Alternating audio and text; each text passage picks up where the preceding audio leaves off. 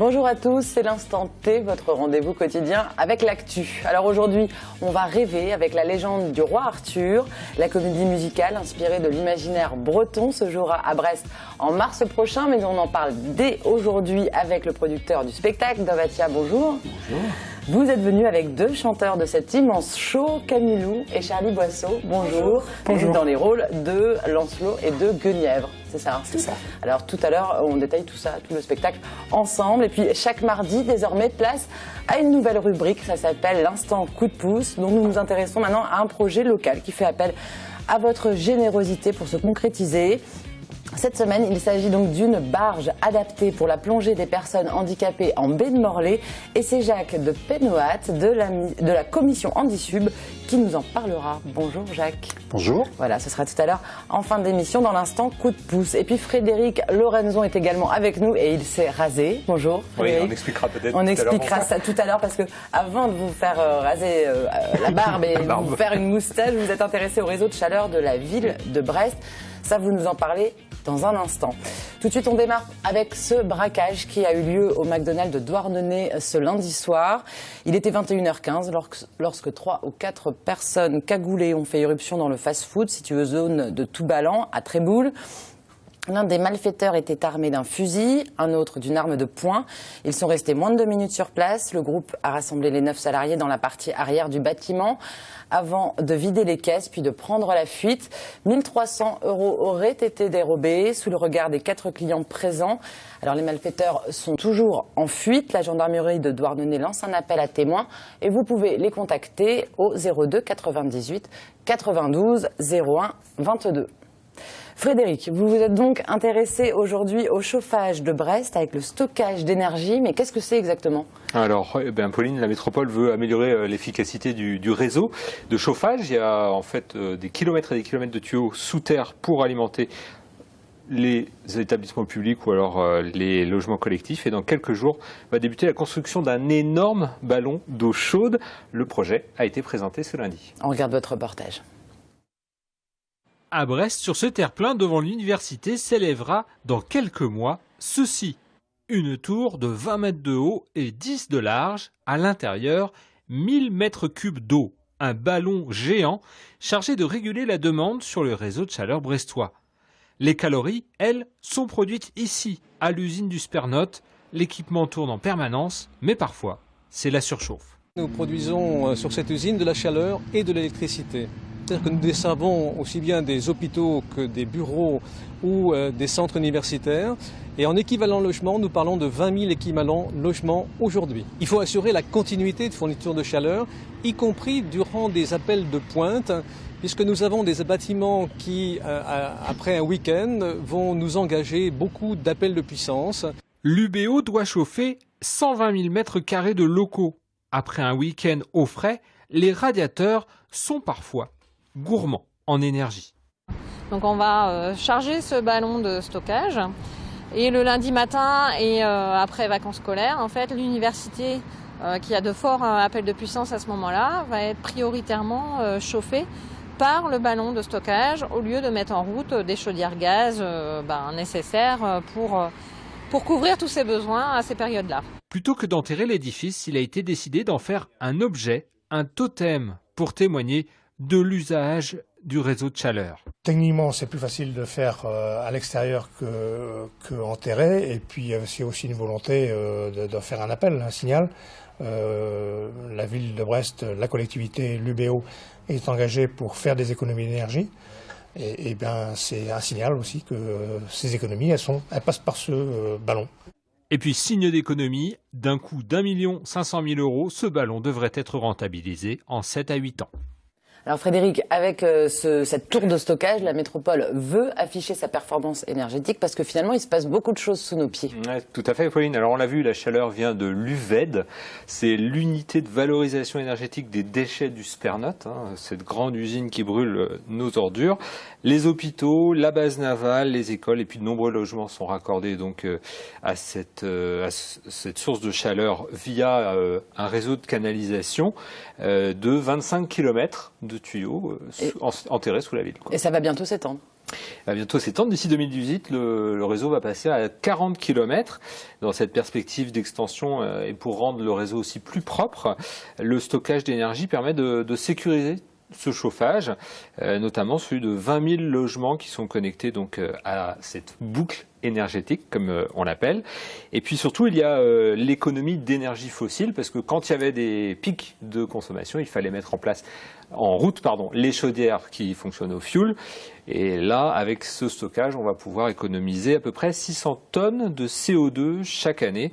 À titre d'exemple, le tram, lui, permet une économie de 16 000 tonnes chaque année. Alors comment se situe Brest avec cette installation? En France, il y a plus de 400 réseaux de chaleur. En moyenne, les réseaux font 10 km. Grenoble a un réseau, lui, de 80 km. Donc on voit que Brest est à peu près dans la moyenne haute. Il faut savoir qu'en Suède, toutes les communes de plus de 10 000 habitants doivent posséder un réseau de chaleur. Merci beaucoup Frédéric. Ne vous étonnez pas de voir les sportifs brestois arborant fièrement une belle moustache au cours du mois de novembre. Des dizaines de sportifs de haut niveau ont décidé de participer à l'opération de sensibilisation Movember. Alors Frédéric, pour l'occasion, vous étiez chez le barbier. On regarde votre reportage. Movember, c'est le mois de la moustache pour tout le monde. Une quarantaine de sportifs brestois, footballeurs pro, basketteurs, hockeyeurs et même champions de kung-fu étaient réunis ce mardi chez ce barbier de Brest pour entamer le mois de novembre avec une nouvelle pilosité. Oh, c'est moche, c'est pas cool. Ça change. Non, c'est bien, c'est pas mal. Je m'attendais à pire. En tout, une trentaine de sportifs brestois de haut niveau ont choisi d'arborer pendant un mois la moustache, l'occasion de sensibiliser aux maladies dites masculines, comme le cancer de la prostate ou des testicules. Avec la notoriété, il y a des gens qui viennent nous voir dans les démonstrations, en compétition, et du coup, le fait de faire ce mouvement-là, je peux en parler derrière, surtout que personne ne m'a jamais vu avec une moustache avant, donc ça va plutôt choquer les gens, donc je vais pouvoir en parler derrière. Ça fait un peu bizarre de se voir comme ça, j'ai l'impression de voir mon père dans les années 80. C'est sympa, ça donne une bonne ambiance, ça fait bouger aussi les sportifs de Brest. Dehors, certains attendent leur tour avec un poil d'appréhension. On connaît tous des personnes qui ont eu un cancer. Et surtout qu'on parle souvent des dépistages des maladies féminines. Là, c'est l'occasion de parler des maladies masculines. Donc c'est pour ça que nous, Club de l'Étendard, supportons ce mouvement. L'objectif de Movember est de récolter des fonds pour la recherche sur ces maladies dites masculines. Et sans moustache, on peut aussi participer. Il y a plein de façons de soutenir le mouvement. On n'est pas obligé de se laisser pousser uniquement la moustache. On peut déjà faire un don, ce qui est très important. Et puis on peut aussi faire ce qu'on appelle le move, puisqu'il y a tout un vocabulaire lié au Movember. Et le move, c'est tout simplement se lancer un défi pendant tout le mois de novembre, en se disant, voilà, d'habitude je suis complètement inactif. Et pendant le mois de novembre, je vais 2-3 fois dans la semaine aller en salle, faire du sport ou aller courir. Ou, voilà, tout simplement bouger un peu plus. Puisque la plupart des maladies, malheureusement, sont déclenchées par l'inactivité. Les sportifs seront visibles pendant un mois avec leur fière moustache. L'opération se terminera début décembre par une grande soirée caritative à Brest. Et du coup, Frédéric, vous n'avez pas hésité, vous vous êtes rasé, vous êtes fait une belle moustache, voilà. Pas chez le barbier. Avec un rasoir. Non, alors oui, ceux-là, Dove ne les aime pas, je crois, mais on va quand même en distribuer aux hommes de l'assistance. Qui pourrait se faire une moustache. Ouais, je pourrais. Il y a de quoi faire. Et donc aller courir aussi, ça peut être. On peut courir, on peut se bouger pendant tout le mois, et puis c'est pour sensibiliser, surtout parler de ces maladies qui sont parfois un peu cachées. Même en interviewant les sportifs, on s'aperçoit que c'est dur de dire cancer de la prostate, cancer des testicules, donc voilà, on peut en parler. Merci beaucoup Frédéric. Allez, tout de suite, on plonge dans la légende du roi Arthur avec nos invités. Et Dovatia, après avoir produit entre autres Les 10 Commandements, Le Roi Soleil ou encore Mozart l'Opéra Rock, vous revenez cette année avec La légende du roi Arthur, une comédie musicale qui déploie encore une fois de gros moyens scéniques puisque l'on compte une 60aine de personnes sur scène pour ce spectacle, dont Camilou et Charlie Boisseau dans les rôles de Lancelot et de Guenièvre. Alors vous présentez ce spectacle à l'Arena de Brest, ce sera en mars prochain, ça va arriver vite. Dove, pourquoi avoir choisi La légende du roi Arthur ? Parce que j'étais fan quand j'étais enfant, mon petit garçon, les cheveux de la table ronde, je rêvais d'être un chevalier. Et puis parce que j'avais adoré le film de John Boorman, Excalibur. Et je pense que l'idée m'est venue parce que je tombe amoureux de Game of Thrones. Vikings, de toute cette époque, cette esthétique. Et d'un seul coup, j'ai eu le déclic en disant la légende du roi Arthur en comédie musicale, c'est génial parce qu'il y a tout dedans. Tout ce qui plaît en ce moment aussi, ces univers-là plaisent beaucoup au public. Mais oui, parce que la légende du roi Arthur, d'abord, on n'est pas moyenâgeux dans ce qu'on a fait, on est dans une époque beaucoup plus lumineuse, joyeuse. C'est juste après la chute de l'Empire romain, donc on est sur des costumes très colorés, on est sur l'histoire d'amour, Guenièvre qui aime deux hommes, Merlin l'Enchanteur, le Graal, Camelot, la fée Morgane, on est dans quelque chose qui plaît aussi bien aux grands qu'aux enfants. Alors, est-ce que c'est pas la première fois que la légende est adaptée en comédie musicale? Est-ce que vous connaissiez ou peut-être vous êtes inspiré d'Excalibur, l'opéra rock celtique d'Alan Simon? Je l'ai vu beaucoup d'extraits sur YouTube. Je trouve ça magnifique. Je me suis pas inspiré parce que lui, il a pris le parti du conteur. C'est le conteur, c'est Merlin d'ailleurs, je crois. J'ai adoré ce que j'ai vu. Alors c'est pas du tout pareil parce qu'on est dans une histoire, voilà. Mais j'ai adoré ce que j'ai vu. Alors, on va regarder un petit peu ce que ça donne, votre légende du roi Arthur. Par les créateurs des 10 commandements, du roi Soleil, de Mozart l'opéra et de 1789, les Amants de la Bastille. Retrouvez le nouveau spectacle musical créé par Dovatia, mis en scène et chorégraphié par Giuliano Peparini, la légende du roi Arthur. Plus de 20 décors et près de 400 costumes pour vous faire vivre la merveilleuse histoire d'amour du plus grand roi de Bretagne. Florent Mott dans le rôle du roi Arthur, Zao dans le rôle de Morgane, Camille Lilou dans le rôle de Guenièvre, Charlie Boisseau dans le rôle de Lancelot, Fabien Incardona dans le rôle de Méléagant et David Alexis dans le rôle de Merlin. Chant, danse, comédie, magie, combat d'épée, émotion seront au rendez-vous du spectacle incontournable de l'année. À partir du 17 septembre au Palais des Congrès et en tournée dans toute la France. Alors voilà, Camilou, vous aviez déjà participé à l'une des comédies musicales de Dovatia, c'était Les Amants de la Bastille, 1789, Les Amants de la Bastille. Qu'est-ce qui vous plaît dans ces énormes shows? Alors, ce qui m'a plu directement, c'est l'aspect très humain de Dove, de l'équipe de laquelle il s'entoure de gens très humains, la sensibilité. C'est une expérience humaine qui est extraordinaire. C'est pas l'usine, quoi, en fait, malgré les centaines de personnes qui y travaillent. Parce que c'est énorme, c'est plein de sensibilité, plein d'amour, et c'est que ça, c'est que du partage. Et on s'est tous ensemble vers un seul et unique but, et qui est un beau spectacle. Et donc, c'est cette expérience humaine, moi, qui m'a énormément plu. Et en plus de ça, il choisit toujours un aspect des histoires que j'adore, qui est l'amour. Moi, là, il y a de l'amour. L'amour, c'est la vie. Double amour pour le personnage, d'ailleurs, de Camille, puisqu'elle aime le roi Arthur et Lancelot, donc interprété par Charlie Boisseau. Vous vous êtes fait connaître en participant à l'émission télécrochée The Voice. C'est ça. Et c'est votre première comédie musicale. Écoutez, c'est la première comédie musicale et même à l'heure actuelle, je n'en ai toujours pas vu. Est-ce que c'était un de vos objectifs en tant que chanteur de participer à ce genre de show? Étant du coup ancien infirmier, depuis The Voice, j'ai découvert la scène. J'ai donc réalisé que je pouvais réaliser mon rêve, c'est-à-dire vivre de ma passion, chanter. Alors évidemment, quand on vous propose quelque chose comme ça se refuse pas. D'autant plus que c'est une aventure incroyable que je suis en train de vivre, qu'on vit tous ensemble. Donc je n'y pensais pas avant, parce que c'était déjà bien trop haut à mes yeux. Mais maintenant que j'y suis, j'ai bien envie d'y rester. Et est-ce que ça peut être aussi un tremplin, mais bon, c'est déjà très haut, hein, comme vous dites, mais pour faire une carrière en solo aussi après? Parce que là, vous êtes... Il y en a beaucoup qui sont sortis de comédie musicale. Ouais. Moi, vous le voyez comme ça, en tout cas pour vous? Moi, je pense à Christophe Maé, souvent. Christophe Maé, Emmanuel Moir. On oublie que Bachung a commencé par la comédie musicale, la Révolution française, Morane, Balavoine, Julien Clerc dans R. C'est un formidable vivier, en fait, pour les jeunes artistes. C'est formateur, disons que c'est un moyen pour eux d'être médiatisés au sein du Grosse Machine, parce que c'est vrai que c'est des gros spectacles. Et d'apprendre son métier. C'est une école. Moi, le métier de chanteur, mais vous faites aussi de la comédie, de la danse. C'est une véritable école du spectacle vivant. Non, on danse pas vraiment. C'est plus l'expression. On apprend en fait à gérer notre corps, à se déplacer de manière correcte, à gérer l'espace scénique. C'est ça aussi que j'aime avec le metteur en scène, Giuliano Peparini. On apprend tout. Il nous met pas comme ça sur la scène, allez, faites ce que vous devez faire. Non, il nous apprend à avoir confiance les uns en les autres, parce que c'est ce qui est le plus important. Une équipe, un spectacle ne se fait qu'en équipe, on peut pas exister seul dans un spectacle. Et quand il y a autant de gens sur scène, est-ce qu'il y a de la place pour des moments d'impro ou des moments où tout est millimétré et écrit? C'est pour les rôles comiques. Ouais, je dois pousser à improviser.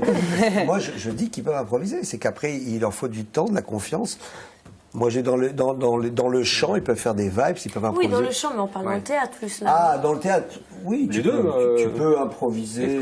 Il y a des moments où, par exemple, la scène avec, je pense, avec... C'est plus simple quand on a un rôle comique. Mais parfois, le rôle de Kay, qui est un rôle comique, va faire quelque chose, et moi, je vais jouer avec ça, parce que chaque soir, c'est différent. En fait, ça dépend des rôles. C'est-à-dire que c'était comme dans Le Roi Soleil, on oublie, on disait Christophe Maé, le pauvre Manuel Moire, il avait un rôle très écrit, c'était le roi. Il pouvait pas se permettre. Alors que Christophe, c'était monsieur, il pouvait faire ce qu'il voulait. Pareil, ici, dans Le Roi Arthur, on oublie, c'est un spectacle où il y a beaucoup d'humour. On rit beaucoup. Et les deux, que ce soit Merlin ou Kay, ils ont une liberté, bien sûr, que n'ont pas les autres. C'est une histoire qui vient de l'histoire celtique. Alors, est-ce que vous connaissiez ces références celtiques? Je sais que justement le chorégraphe, vous en parliez, Camille Giuliano-Peparini, a utilisé la danse celtique. C'est des références qui vous étaient familières ou pas du tout? La danse celtique ou l'univers en général? Le roi Arthur, la légende. Moi, c'est vraiment Merlin l'Enchanteur de Disney. D'accord. Ça, oui. La base a été faite avec Merlin l'Enchanteur, puis la série Kaamelott de Lionel Astier. J'ai pas fait la même vidéo. Mais maintenant, vous êtes dedans. Vous êtes incollable sur la culture celtique. J'imagine, du coup, on vous a préparé un petit quiz pour voir si vous avez bien fait. Et attention, vous êtes en Bretagne. Je crois que je vais me raser. Alors, écoutez les bignoux qui résonnent pour votre petit quiz. Alors, comment ça s'appelle, ces bals bretons où le public danse en se tenant par les petits doigts? Et messieurs, vous n'avez rien le droit de dire, évidemment. Le pire, c'est que j'ai honte parce que j'ai déjà fait une fois ici. Mais ça s'appelle un bal breton? Non. Non, j'avoue que mais toi qui étais fiancé.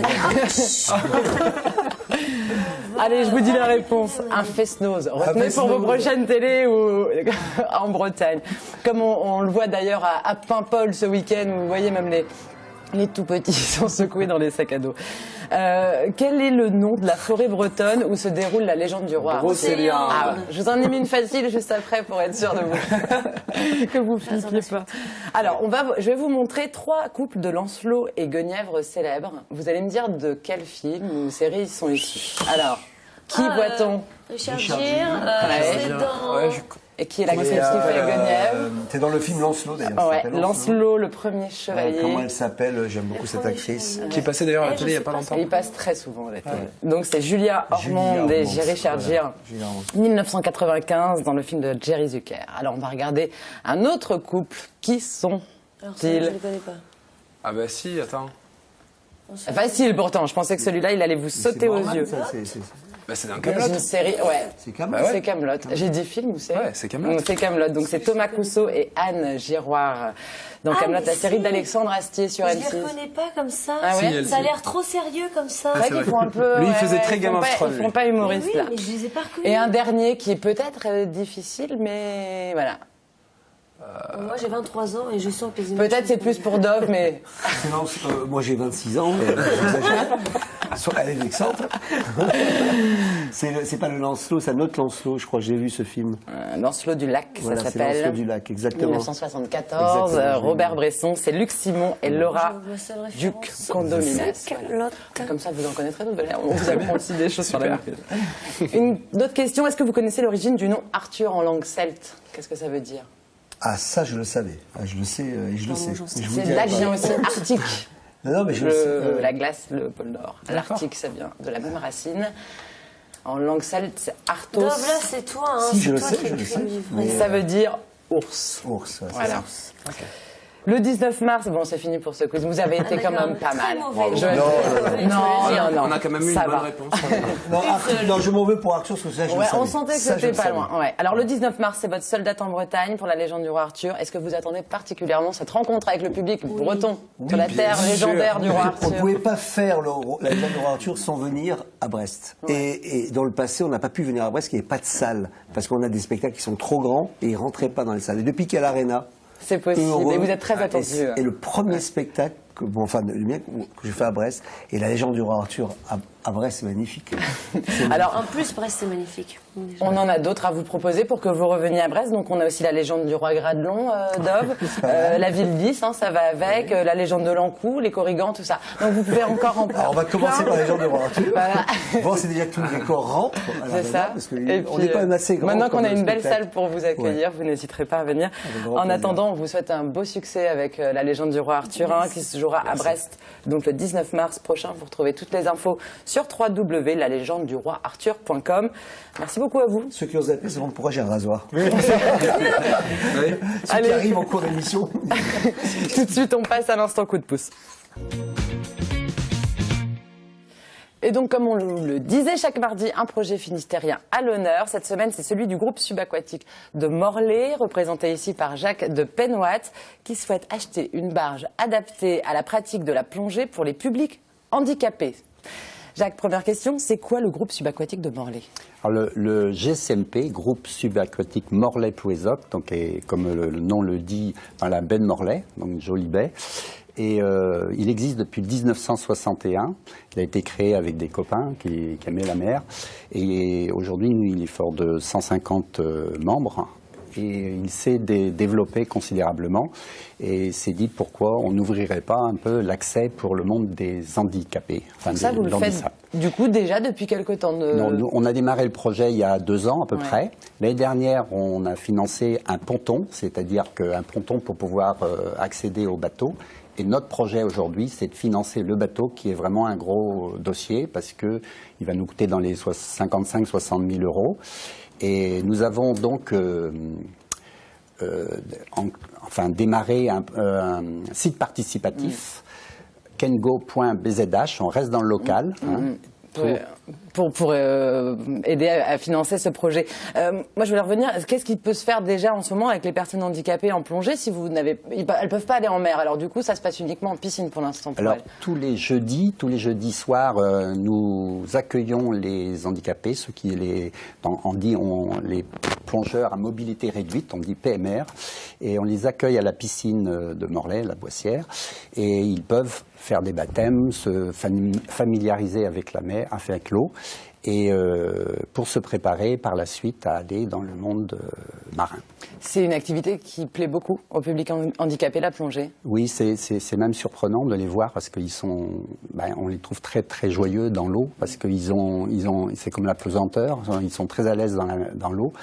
Et pour eux, c'est un vrai bonheur parce qu'ils se rapprochent un petit peu du monde des humains qui n'ont pas ces handicaps-là. Alors, pour aller en mer, donc, on a vu, le ponton est adapté, les fauteuils peuvent descendre dessus. Le problème, c'est qu'après, une fois sur le ponton, on ne peut plus accéder au bateau. C'est quoi les particularités du coup de ce bateau que vous voulez financer? Alors, ce bateau, il va pouvoir accueillir les fauteuils sur la partie latérale.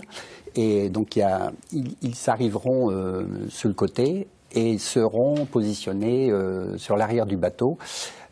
Donc c'est un bateau tout à fait spécifique parce que il n'existe pas sur le marché de bateaux adaptés à ce monde-là. Combien il coûte? Alors ce bateau-là, notre projet, on a deux niveaux. Le projet bateau 8,80 m, donc sera dans les 55 000 euros à peu près. Alors, donc il nous faut trouver des finances, le club participe, les bénévoles du club sont tous motivés pour ça, et puis on a fait des dossiers pour avoir de l'aide, le site participatif et toutes les bonnes volontés. Donc sur le site participatif, en tous les cas, vous demandez 10 000 euros, pour l'instant il reste 4 605 euros. Aujourd'hui, en tous les cas, j'ai regardé avant de venir, c'est ça, à récolter pour atteindre donc ces 10 000 euros nécessaires. Et vous pouvez tous faire un don, bien sûr, via le site www.kengo.bzh. Merci beaucoup. Oui, je voulais rajouter une chose, c'est que pourquoi est-ce que nous avons fait ça? C'est que nous avons été labellisés, donc le premier club de Bretagne Pays de Loire, labellisé Handisub. Pour l'accueil des personnes handicapées en plongée. Ecosub demande à ce qu'il y ait Handisub derrière. Et donc c'est le premier en Bretagne Pays de Loire, sachant que nous sommes le 13e, il y en a 13 en France. Et donc c'est quand même une première et une motivation pour avancer un peu plus loin. Et on vous souhaite du succès en tous les cas. Non mais il y a de quoi être fier. Il y a de quoi être fier et puis on vous souhaite du succès et que cette barge soit financée. On va s'arrêter là, Jacques, parce qu'on n'a plus le temps. Tout de suite, on passe au Focus Programme.